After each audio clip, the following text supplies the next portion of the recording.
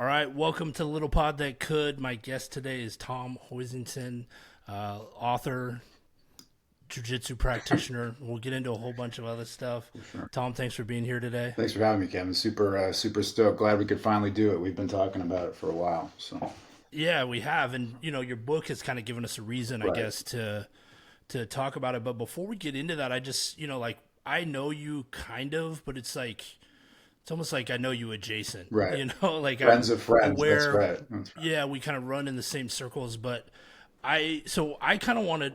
I'm curious to know sort of about you in general. Sure.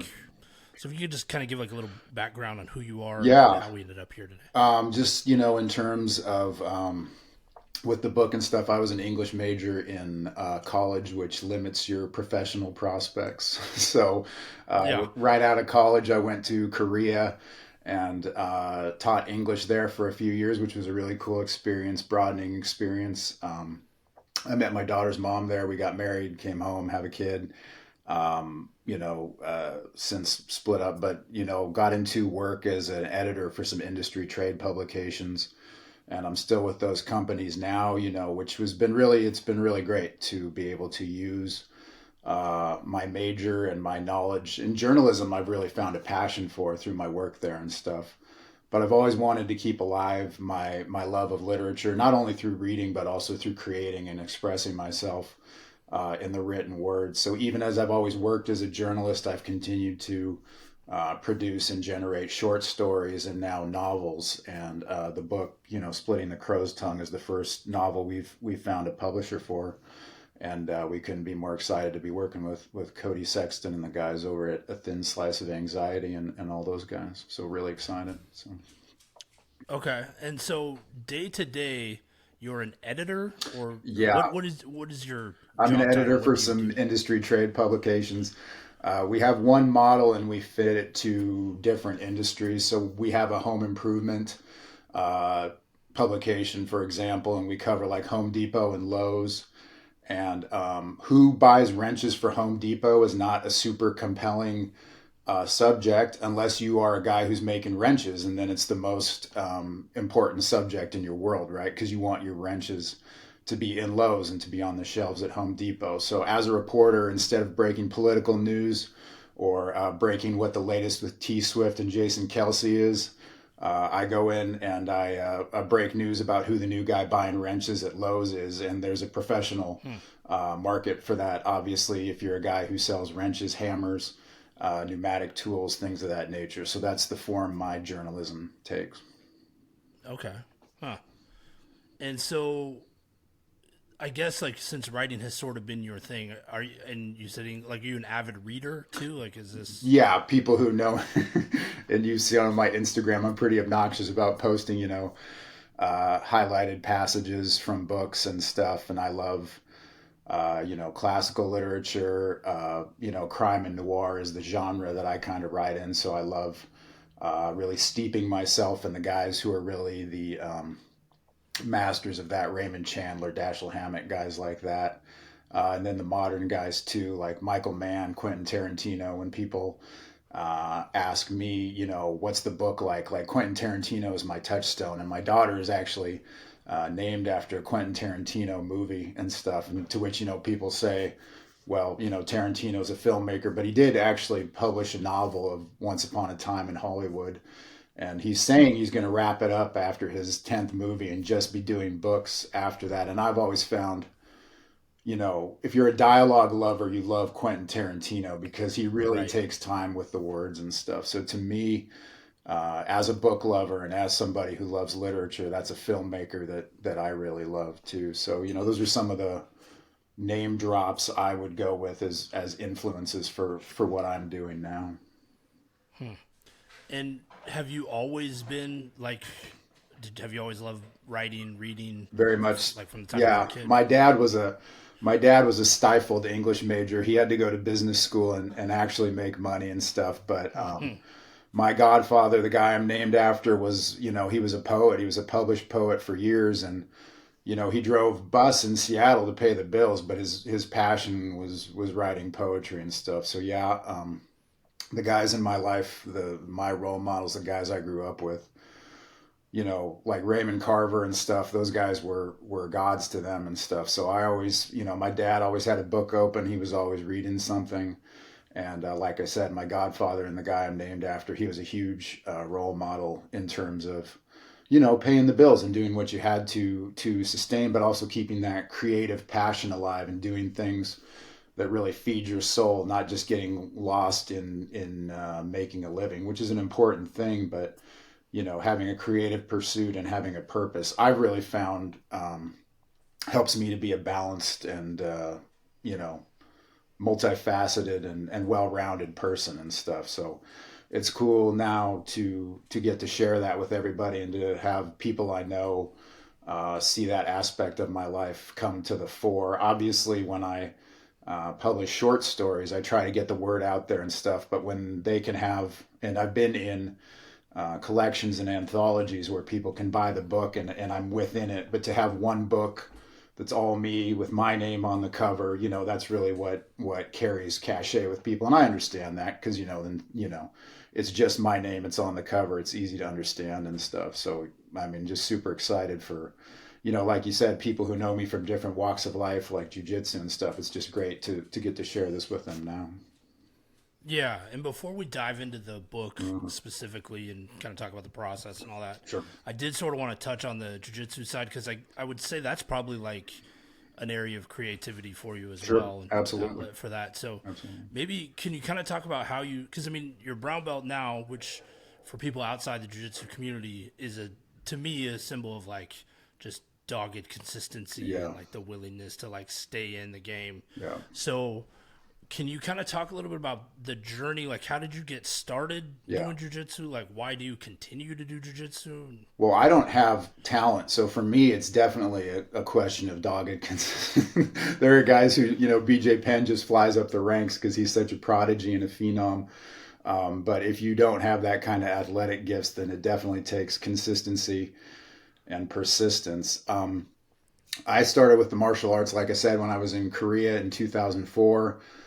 We did a lot of MMA, striking and no-gi grappling. I had an MMA fight in Korea, in Seoul, in a basement where a guy was a wrestler and he caught a kick of mine and then he just beat the shit out of me from mount for the next Okay.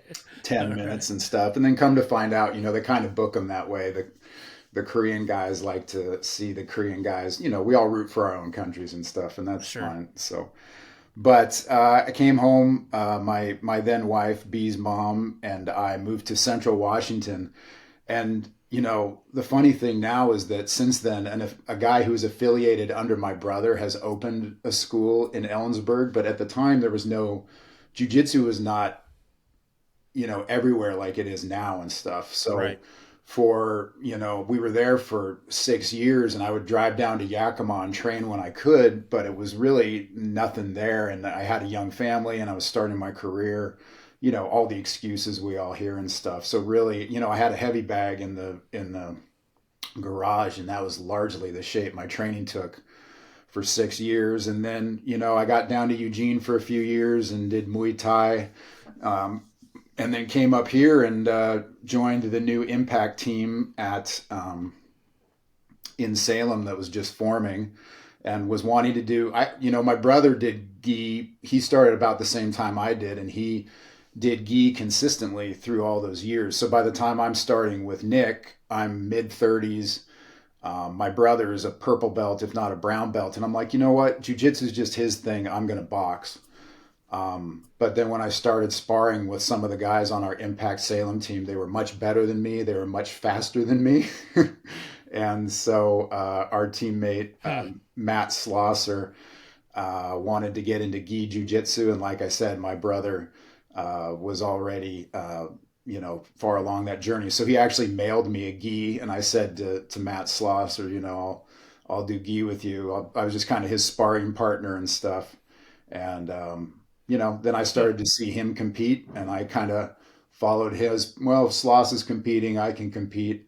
And since then, I've kind of just followed his lead, and then met our mutual friend Christian, and obviously, he and I have been really good about keeping each other honest and keeping each other dialed in and stuff. But yeah, since then, I've basically and now now Sloss has won his world championship, so I'm hoping to follow suit in that regard as well. He continues to inspire me to this day. But yeah, after that, like you said, just a lot of persistence and consistency, showing up, 5, 6 times a week. And the guy who is the black belt who gave Professor Chapman his black belt, Chris Howarder, he says, Mm-hmm. it's not who's good, it's who's left. And Mm-hmm. I think the guys would tell you, if ever there was a testament to that, that would be me. So I'm still here, and going up to Beaverton tomorrow for more training, and God willing, we get to do it for a few more years. Yeah. When I mean, one thing I've noticed, I felt like you were really methodical about how, like, I would see you take notes Yeah. after practice early. I don't know if you still do, but just No, like when I yeah, was kind of absolutely. around, seeing stuff, and I could see the value in. I felt like you kind of looked at it and said, okay, if everyone's just doing like general classes, like how do I hack? 'Cause that's how I think about Yeah. learning and stuff too. Is like, okay, well, how can I do this a little bit Yeah. better? And that's one of the things that I respected about what you were doing. Is like, okay, this guy's Yeah. like really serious about the game. To be honest, I don't know how many times I've actually gone back and flipped through and like looked at my notes and stuff, but just the act Mm-hmm. itself, because like we talked about, being a word, I learned through words and through books and stuff, and Christian is more of a kinetic visual learner and stuff. So we all have different learning styles. For me to see it in Sure. print is really a helpful thing. So even if I never go back and look at those notes, taking a moment, composing myself, and writing down what we went over that day just gets it embedded in my brain wrinkles on a different level than if I just sat there and just hit the shower afterwards. Just taking a moment, reflecting on what we learned, kind of doing an A, B, C, and then okay, C goes to Roman numeral 1, 2, 3, how it all fits together. Allows me to organize it in my brain and allows me to retain the information and then apply it and stuff. And now, teaching, Mm-hmm. coaching classes. One great thing our professor Nick has done is required us to like make a short video recapping what we did. And so now, if I teach a butterfly class, I can go back and refer to, how I taught it 2 years ago. And if there's something I'm neglecting from 2 years ago, I can be like, oh yeah, I remember I used to stress that and people got a lot out of it. So I can remember that. So, unfortunately, especially getting up into my mid 40s, my memory and information retention, not what it once was. So tools like writing things down and having videos of techniques is really invaluable to make sure that nothing gets lost in translation as we hand these techniques down from Professor Chapman to Professor Nick and now to our white and blue belts. Yeah, I definitely can empathize with getting into mid 40s and like, wait, I swear my brain Yeah, used to be better than I this. I know. promise you it was. There's a question on Um, Jeopardy, and I'm like, I know this. Pause it. I know this. Just give me yeah, five yeah, seconds. yeah, exactly. I just found myself just apologizing a lot. Like, listen, I'm old. I'm Yeah, sorry. It's my bad. yeah. 10 years ago, me would be on I this. hear you. Okay, so let's talk specifically about the book. Uh-huh. Like when I bought it, just because I was like, oh, local guy, try to support, Hey, thank you but for I the didn't really support. have. I didn't have a ton of expectations, if I'm being Sure. totally honest. 'Cause I don't Hey, really, you never know. Like you're that's just, a good way to go again, into you're any just, low expectations, kid. That's the way to enter into. yeah, yeah. But I will say, like when the last time I can remember getting lost in the book, which I did, I to finish your book, I started at 7:30 the night I was gonna finish, and at 10:15 I looked at my watch and I finished. And I was like, holy shit! I was like, how did I? What just happened? Oh, that's great, man. And so, Yeah, and I was trying to think about the last time I'd gotten lost in a book, and the only time I can remember is the last two Harry Potter books. So, sure. if you could get on that trajectory, Yeah, no, that's we'll be in we'll take a piece business. of that, small piece of that. We'll be, yeah, Yeah, yeah. yeah, So I did kind of want to because I think there's a large part of it based on like addiction, Alcoholics yeah. Anonymous, and I Mhm. think that's like something. I know that you have some sort of history with that. I have no idea Yeah, about it specifically, yeah, but it did seem to be coloring the story. yeah. So can you kind Well, of? yeah. I was like I said, I was in Eugene, and I had a few life events happen: a divorce, my mother passing away, and a dear college friend dying, all within the course of about 6 months. And right after that, I relocated to Eugene. Like I said, we'd been in Ellensburg, and it was a town where I really didn't know anybody, didn't have a lot of social support and stuff. And so, yeah, I mean, to be frank, the way I dealt with it was not healthy. I dealt with it, primarily with alcohol and stuff. And so in November of 2015, I spent all of that month. I mean, it was basically the perfect calendar of November. I was in Serenity Lane, which is a great program that we have here in Oregon. And yeah, I went through detox. I went through a 28-day rehab, and I came out. And I'm happy to say I've been sober since that time. I've got more than 8 years now, coming up on 8.5. I've been, like you say, I have to choose my words carefully here. Through a spiritual practice and through finding a tribe of recovery, like-minded people, I've been able to maintain that. That's been invaluable in maintaining that. I just didn't get out of Serenity Lane and then just waltz off on my own. But at the level of press, radio, and film, we're careful about how we talk about that. But I'm always happy to talk to anybody about that on an individual level. So people should, even if we're not tight, please reach out and call me and text me about that. We're just careful about how we talk about that in the media and stuff because, yeah. So, but yeah, For I'm always happy anonymity to talk about. reasons, I'm assuming, right? What's that? For anonymity That's reasons, the like A just word trying that to. I was trying. For That's the sure, one. for sure. Sure, yeah. So, Yeah. No, and yeah, I understand that. I just was more curious about like just how, because it's like a theme that runs through mhm. the book, and was curious, is that like, obviously it was intentional, but is it cathartic in any way, or like how did you? I mean, because I do have a practice and because I do have a tribe. I mean, I think anyone who's put one thing people say about it is you take a life sentence and make it into a lifestyle. So even though Mhm. myself, I haven't had a drink in, 8+ years, I haven't, indulged in any recreational drugs in 8+ years. It is still something that I'm involved with, and I'm trying to help share my experience, strength, and hope with new people who are having that journey. So even though my use has not been, it's still very much a part of my life and still very much a part I think about. And actually, I wrote the book when I was only like, I think a year and a half out of Serenity Lane. So I was writing about these guys who have 2 years, and I was like, 2 years, that's so long. And then they're going to go back out and stuff, you know what I mean? And now I read it and Mhm. I'm like, oh, well, they only had 2 years. they basically Yeah. weren't even sober yet and stuff. So it's just funny to think about like, your perspective of how things are. But yeah, I mean, that's still thinking, I just was reading a article about ketamine and how people are using it and how it's easy to turn into abuse.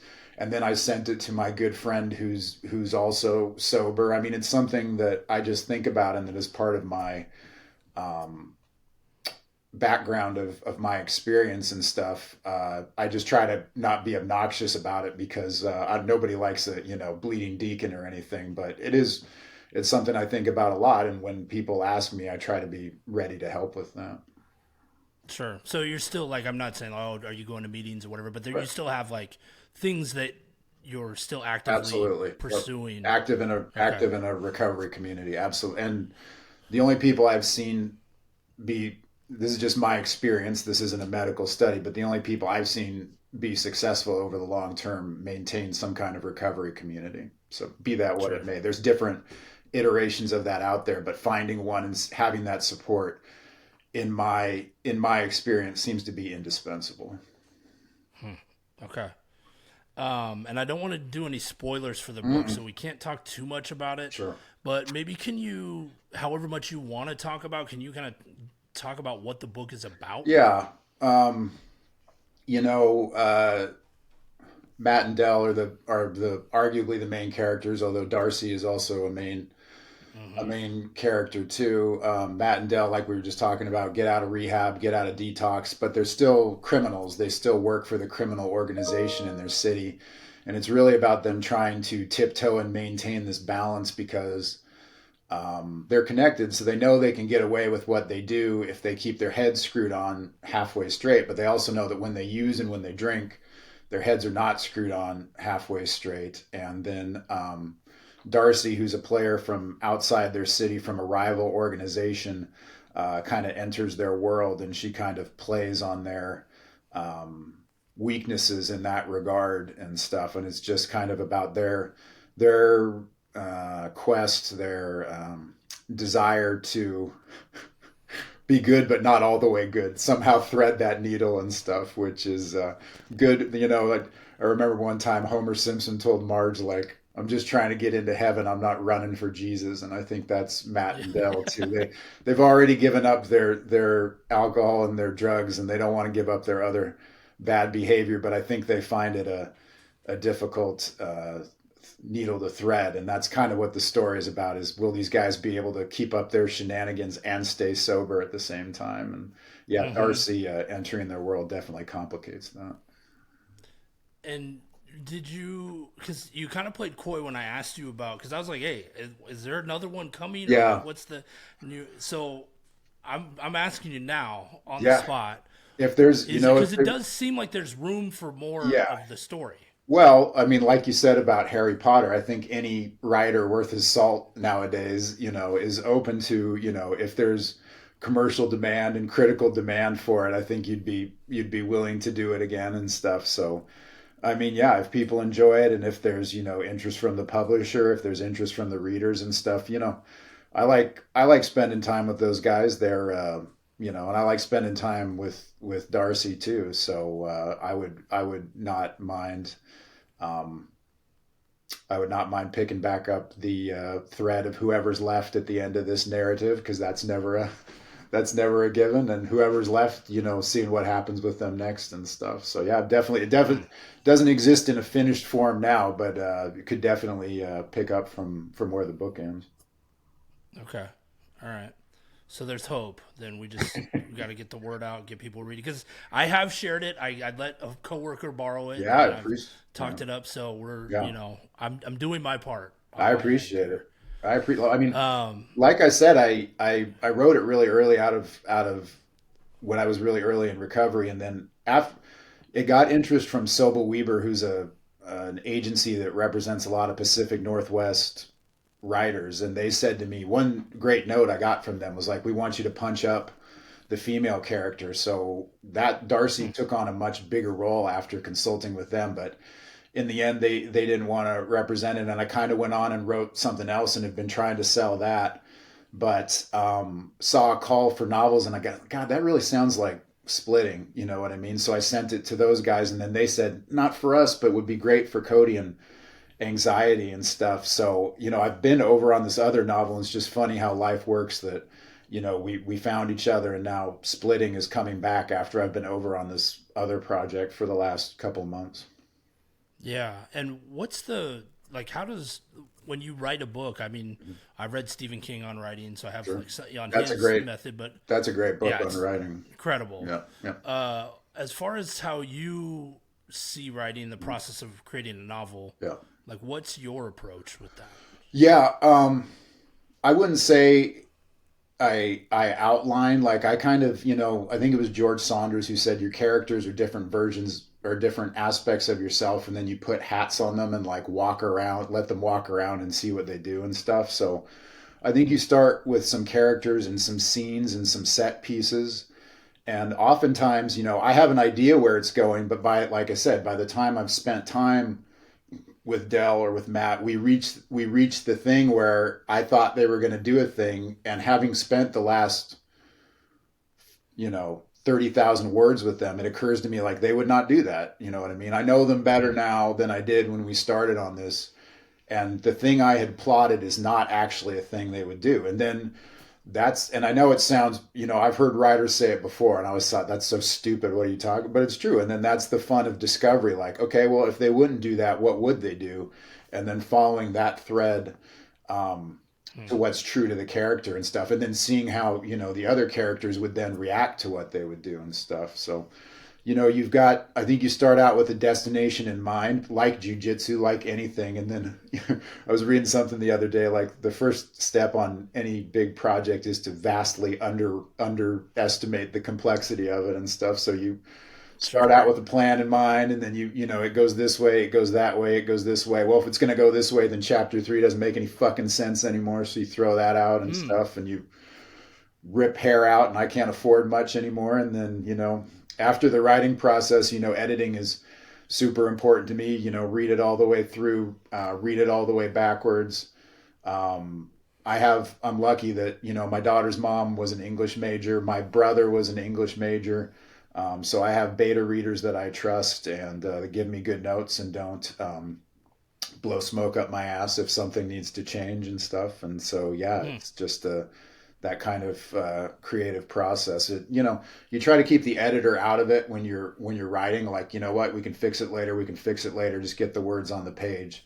And then the discipline of that is going back through and really being merciless about what needs to stay and what needs to go. Because I remember, some of my favorite passages, two beta readers told me, like, this person would not say that. And I just love the phrase. I just love the turn of the phrase. But they told me it doesn't belong in it.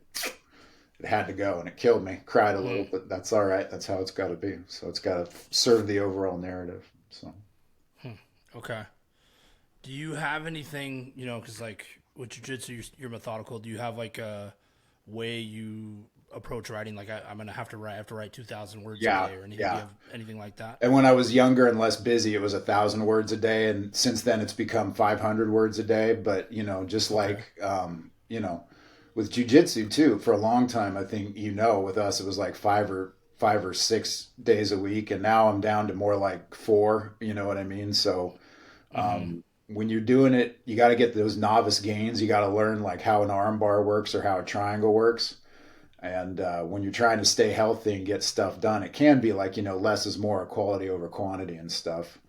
And, I'm a Sure. busy guy. I'm a dad. I'm working the career and stuff. So I can't do as much as I used to. But what's cool is if you commit to that 500 words a day and if you stay disciplined with it, then, 6 months later, you have a book length manuscript. Now it's going to be Sure. shit because you have to go Yeah. back and edit it, but you have the block from which you can chisel the statue. You don't have the statue, but you drug the block in from the query, and there's something to be said for that and stuff too. So it's less about like, ooh, I wrote 6,000 words today, and more about relentless forward progress. 500 Hmm. words every day, doesn't matter. Tired, hungry, I messed up from jujitsu. It doesn't matter. It's 500 words every day. Okay. And it's tough to to ask, but like, Sure. what's the reaction been to the book? Because everyone's gonna kind of give you like, oh, it's Yeah, great, I love it. yeah, But what sort of can you contextualize what the response has yeah. been? I've been, everybody who's picked it up has, like you say. I mean, I don't know if anybody would pull me aside and be like, just to let you know, this really fucking sucks. Like, Hmm. maybe somebody's out there and they think it, and it's just not too.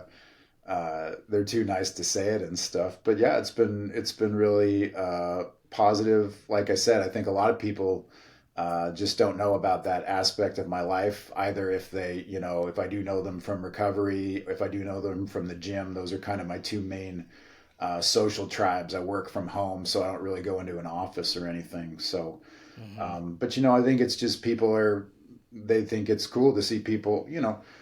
I think if you're with the right people, that if they see you trying to do things, then they support you in that and stuff. And people have always thought, hey, it's cool that Tom's older than shit and he's still out there trying to roll with the guys and stuff. And Hmm. now when I do that, people know I read a lot, and they're like, hey, it's cool that Tom, tried to have his go at a novel and found a publisher for it and stuff. I'm lucky to be surrounded with people who are supportive of what I do.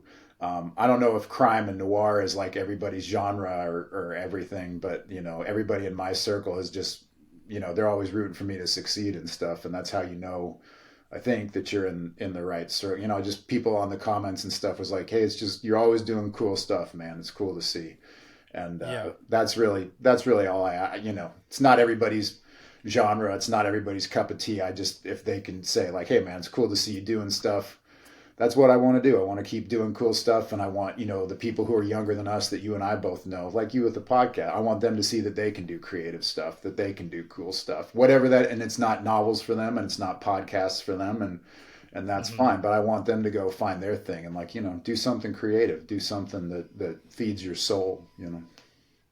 Yeah. I mean, I think the thing, like, it's crime noir genre, but I thought one of the better parts is just that I felt like the characters were relatable, and that's what. Yeah, So to me, like, even if that's not necessarily the genre you like, I still yeah, think you could yeah. enjoy the book because Well, the characters are interesting. like I said, I came from an English major, so I started out like trying to write literary fiction and like trying to have short stories in the New Yorker and stuff, you know what I mean? And then I found some of these, crime and noir journals, and I found out that, like, if I wrote my normal literary fiction but just dropped a gun in it, they just love the shit Hmm. out of it. You know what I mean? Okay. It's All like right. it's like Quentin Tarantino, like these big monologues about what they call a burger in Paris. Like, who gives? That's not the Hmm. action, you know what I mean? But if you give them Right. an accidental shotgunning 2 scenes later, then they'll stay with you for your dialogue and stuff. And Hmm. that's all I'm doing. If I give them a gunfight, then I get to write my philosophy of life and philosophy of recovery and stuff. So it's just Okay. hiding what you want to write behind the stuff that the people actually want to read. I guess that's the secret. Yeah. Huh. Okay. And where can people get the book if they want it? Where It's can they not get it? super searchable, so hopefully we can stick a link on this and stuff. I think we're working on Hmm. that. I don't know if it's a complication of it being a smaller publisher or not. If you search splitting the crow's tongue on Google, I think you have better success than if you put it into Amazon. It is available on Yeah. Amazon, but the search Yeah. capability is not great. So we're trying to I send the definitely had trouble. yeah. I had trouble I finding don't it in know.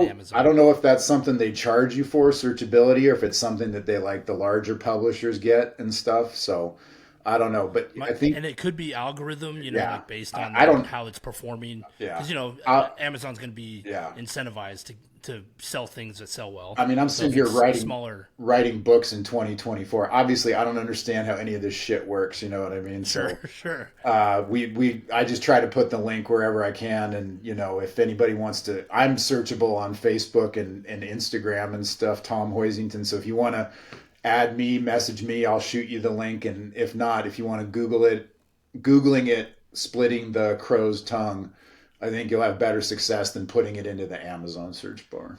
do you have like the link in your bio on Instagram? I do on Instagram, yes. Okay, all It's one right, of those cool. link in the bio. It says latest fiction, and it's got an arrow pointing right down to it, and that takes you right Okay, to the book. So if anybody that grabs might be the them, easiest way because yeah, I did have. I think that's how I ended up getting it because I yeah, did search it on Amazon. yeah, What the hell? yeah, And then I think I found because I remember I messaged you. I was like, hey, I can't find it, yeah, and then I was able to find the yeah. book. So yeah, I don't know what goes into making people. You're not the first person to tell, and I don't know what goes into that. And I've mentioned it to the publisher, and he's like, "Yeah, we know." So once I alert them, I try not to antagonize them too much and stuff. So it's out sure. there, and we're just trying to, and it's on. I mean, it's number, it's on some of their ranking lists. Like it's number 5,000 in contemporary fiction or whatever. So it's like not hitting some of the, like you said, algorithm and stuff. So I don't know what we do Hmm. about that, but hopefully if it gets bought more, then hopefully it goes up in the thing. Yeah. Like a to be in the search, you have to be bought, but to be bought, you have to be in the search. You know what I mean? Right. Right. It's a catch Yeah. 22 to reference classic literature.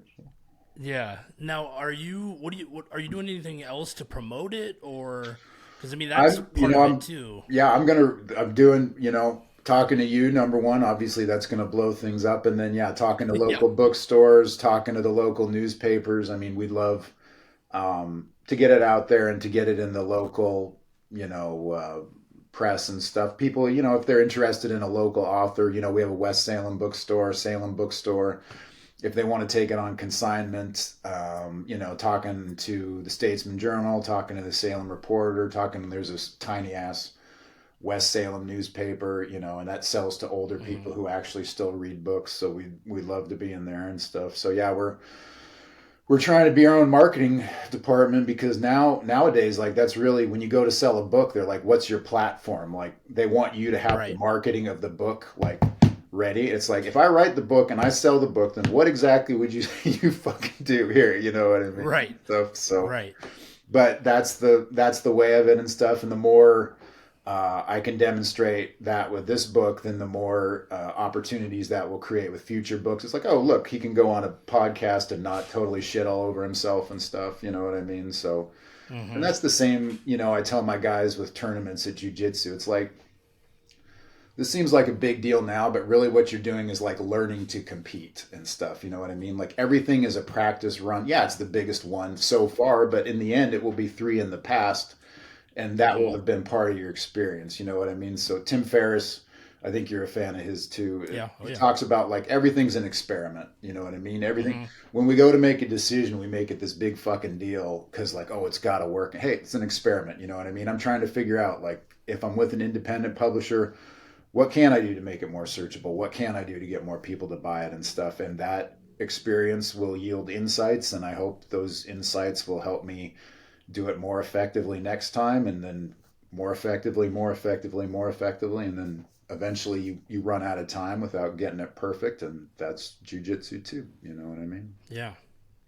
Okay. It's all Well, yeah, one. we'll definitely drop the link in the show Yeah, notes yeah, of this. I mean, I don't even know what size the audience is anymore because, like I sure. said, I've been Hey, well, on pause with the podcast for a while. that's Um, do you want to? So you don't have any upcoming events? How about plugging your socials where people can? You kind of yeah, mentioned your Instagram, but yeah, man. maybe shout those out Yeah, here, and we'll put those in the show notes as well. yeah, Tom Hoisington on Instagram, and just Tom Hoisington on Facebook. I'm the bald guy, and I'm in my jujitsu apparel, so I don't think I look like the other Tom Hoisingtons out there and stuff. But yeah, those two ditched out of Twitter recently when it became X. I thought that was time to wrap up my Twitter involvement. But yeah, Okay. Instagram and Facebook, and I think that's going to be it for me. I think I'm going to leave TikTok and Snapchat to my daughter. I think those are her. I think I'm too old to make those look good. So, Okay. but All yeah, right. if anybody, I just appreciate all the support with the book. And if anybody reaches out to me on Instagram or Facebook, I'd be happy to share the link with the book and anything else. So please grab me on those, and we'll get you set up for sure. Okay. Cool. Anything else I forgot? Anything else you want to plug or? No, I'm just super Okay. grateful for the opportunity to talk about the book. Thanks, Kevin. And like Yeah, I man. It said, was. we've been I really. I would. I probably wouldn't tell you if I thought it was bad. I probably would like out, but I wouldn't. I definitely wouldn't just not mention sing the it. praises of Yeah, it. Yeah. yeah, And I probably wouldn't. When I probably wouldn't have said, "Hey, we should do a podcast about it." But sure. I do think the book is worth reading. I enjoyed it, and like I said, it has been a while Yeah, because I started Harry Potter when the last book came out. So yeah, I mean, I was reading the last two. I don't know, 10 years ago, sure, probably. sure. And so, and I'm a, probably not as prolific reader as you. I mean, I Wow. try to read Yeah, 15 books a year at least, yeah. but I mean, I would say it's been a long time since I've been that caught up in a book that Well, I was like, man, that was good when I got done. So yeah, I kudos, man. It was super. awesome. I appreciate that, man. Thank you. That's very kind of you. Yeah, and just appreciate the support and appreciate everybody reading and stuff. And yeah, we'll see. I'll try to share with you if we can get something going at one of those bookstores and stuff, and maybe we can blast it out. So we'll see where we're at. Definitely. Sounds good. Definitely. Cool. Cool. All right. Well, thanks. I appreciate you taking the time Thanks for having me, buddy. Appreciate it. for sure.